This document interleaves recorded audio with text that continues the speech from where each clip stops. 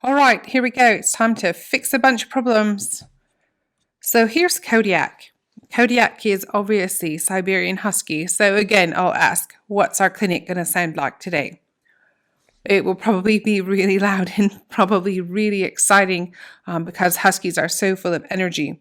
So he is coming to us today because he has a fractured lower canine tooth.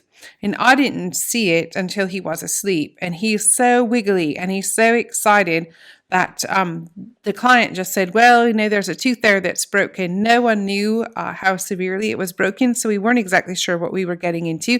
But he's 14 months old and he is full of energy.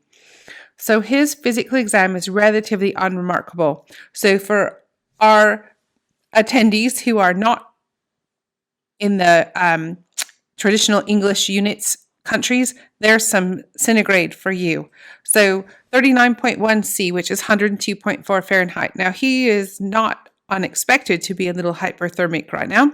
His pulse rate's 132, his respiratory rate is 24, and he is jumping and he is talking and he is all over the place. His pre-anesthetic laboratory testing is all within normal limits, except his phosphorus is slightly elevated at 6.6. Now, at 14 months of age, that's a little bit old to have puppyhood elevations in phosphorus. So we have to think for a minute. Is this a meaningful thing that this phosphorus is slightly elevated, or could it just be normal for Kodiak? So what's interesting about how bell-shaped curves are created to make normal ranges for laboratory work is that we have a whole bunch of values that are placed into the pool of normal values, and then 10% or 5% are eliminated from the top end, and 10% or 5% are eliminated from the bottom end, and there's the bell-shaped curve. So realistically, 5 to 10% of animals, or 10 to 20% of animals, can be outside the normal range and it be normal for them. And so when we look at these lab values, you go, does he have a history of slightly elevated phosphorus? Do we think he has parathyroid issue? Do we think he has a diet that is skewed in its calcium phosphorus ratios?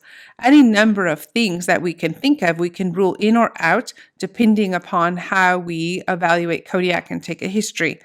At this point, I think this is probably just normal for him because I exhausted all of those questions.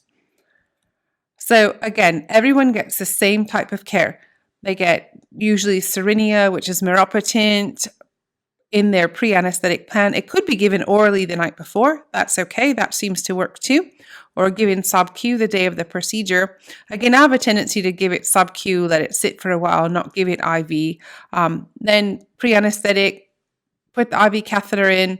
This dog needed a pre-anesthetic, and he needed to be heavily sedated because, of course, he is full of energy, and he really is still a puppy at 14 months of age. So pre-oxygenate for 2 minutes. Why 2 minutes? This dog was quiet enough for us to get all the monitoring on after his pre-meds in about 2 minutes. Again, no rubber diaphragm on the mask. IV induction, intubation, inhalant maintenance. Everybody's going to get this. We've already talked about creating anesthesia protocols for patients. So the sequence is the same for everyone. So this is the first monitoring screen. It comes up right after induction. And we're going to start with breathing, because if you can't breathe, nothing else matters. So his end tidal CO2 is 38. And I have a tendency to evaluate things on the screen when I'm looking at numbers to say, is it too high, is it too low, or is it acceptable? So I'm going to just continuously ask, too high, too low, or acceptable. 38 is acceptable. Remember, the normal range for end tidal CO2 is 35 to 45. There's always a range in biology. We can memorize a number and say, 40 end tidal CO2. Well, that's perfect. But is anything in biology ever perfect? It's not. So everything indeed will have a range. Respiratory rate is 6. So do we think that's too high, too low, or acceptable? It looks a little bit low, but his CO2 is 38. So obviously 6 breaths a minute. He's taking a large enough tidal volume at 6 breaths a minute to keep his carbon dioxide, his end tidal carbon dioxide, at 38 millimeters of mercury, which is normal.